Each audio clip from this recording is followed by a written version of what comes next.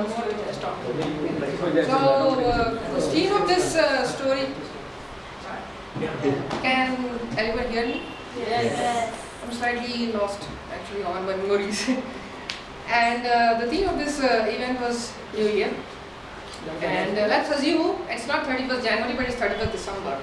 And how many of you, except you, how many of you, you are adults by age and kids by heart? Everyone. You want to always say yes only, no? Yes. Yeah. So keep that spirit because we're gonna see the life of kid now. And New Year, if I'm assuming, we are assuming that today is New Year, we sit and reflect what happened. And we should do it every night, but New Year becomes a norm. We reflect what went right, what went wrong, and we try to fix some things. Let's not do it next year. And there's few things which just stick to our brain so much that it just reminds you each and every year and you realize, oh, I shouldn't have done that. And let me take you back 15 years, 20 years. As a small kid, I'm not sure my age, but I was around this much height. I was 3 feet or 2.5 feet.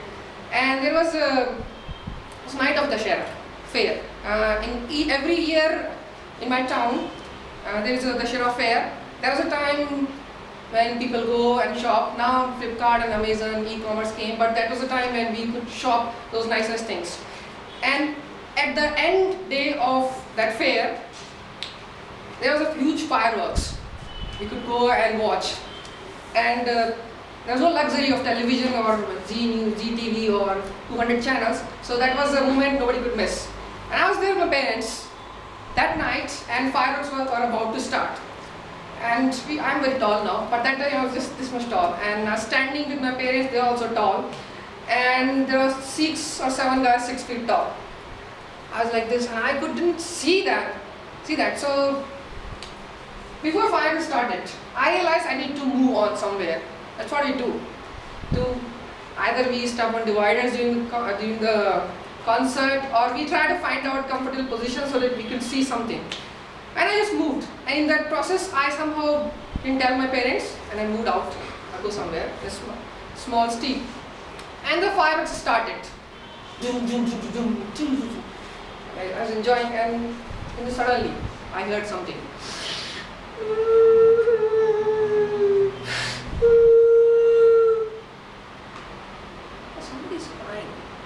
Somebody's crying, really.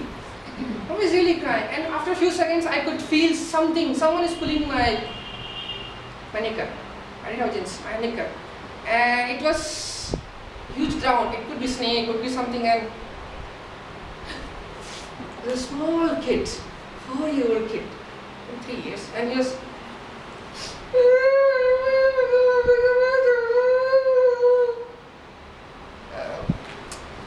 I don't like it. I don't know how I tolerate my brother, younger brother, but somebody's crying, I don't like, and go, what am I doing? And fireworks is going on, I just kid, and I was trying to go here somehow and go there so that he will not follow me or I will distract. But somehow those kids or he was so much acquainted, just following me everywhere, here going. And after 5 minutes, I realized he's not going to leave me. And I sat down like this and I said, "What's your name?" He didn't tell anything. Just clearly he could be lost.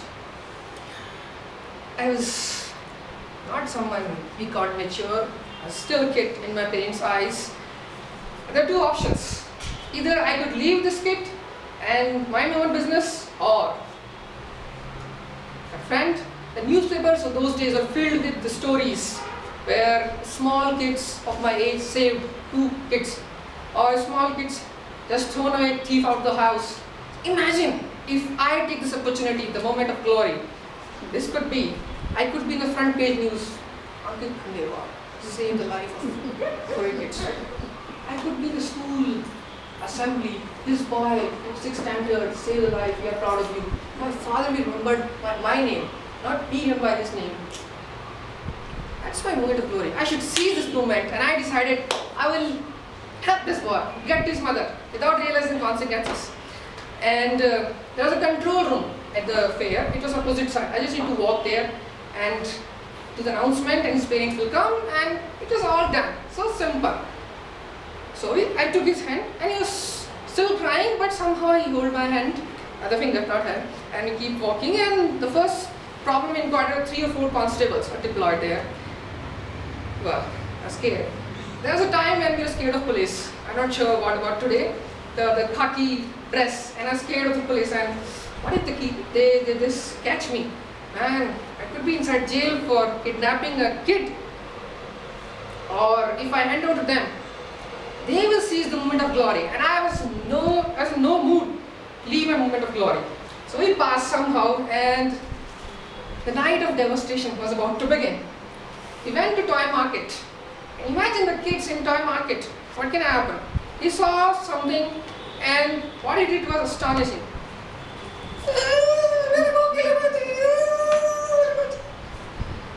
And I was like this. I said, huh?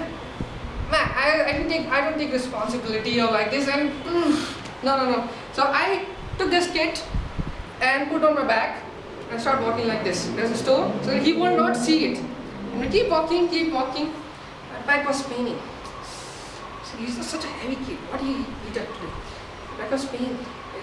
But my moment of glory was about to arrive. It was pushing me. And we passed, and he saw a sugarcane juice shop. And he was like this, pulling my leg on the top. I understood. You want to drink sugarcane juice? I put him down and just checked the price. It was 1 rupee per glass. I was thirsty myself, but I had just 4 rupees. But if I need the moment of glory or some prize, I need to keep him well. I need to feed him well so that he won't complain what he went through. And he drank entire this much glass, 1 rupee. And can you imagine what can happen if people drink more than how much their tummy can store? Yeah. So that was happened. After just 10 steps further, he said, he just started just putting his sneaker like this, and I don't know what this means, but I just clearly understand he has to go to the bathroom. Well, those days there's not such good facilities, so there's only a place you just go outside in an open place and do that. So I went with the kids and stood with him that size. He looked at me. It was how he used to do it. He looked at me and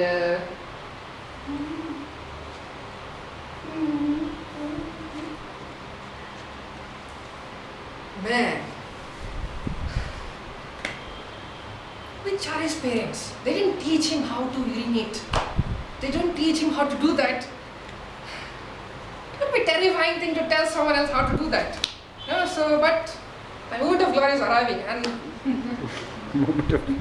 so well, after hesitation, it's just I just put his knicker down and told him, okay, I just put his hand on that organ which is required to urinate, and told him. And those kids have such a habit, they just make a drawing like this while doing it. I don't know how they learn, and I just saved my face when he was doing that. And in the moment when he was doing, I just heard an announcement. Mr. Ankit Khandelwal, wherever you are, just go home yourself. Your parents are leaving.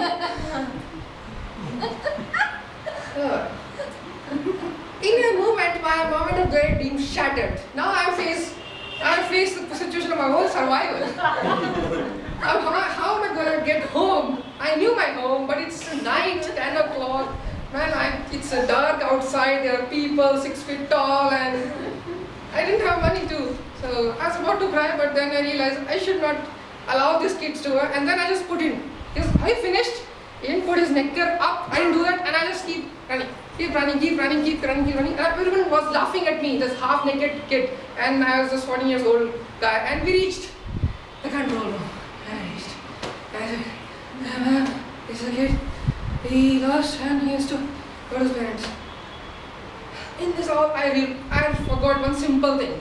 He had a chip on his top pocket, the shirt. It says what is his name and what's his parents' name and where does he live. That was it comes in newspaper advice to parents.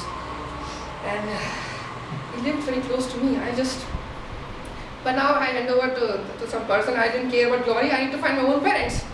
And I went and I realized maybe my parents are still there. They may be at the same place. And from the distance I could see my parents. I saw my father. I just ran into him without wasting a second, just hugged him. And I turned my back and saw that kid also find his parents, and he was smiling.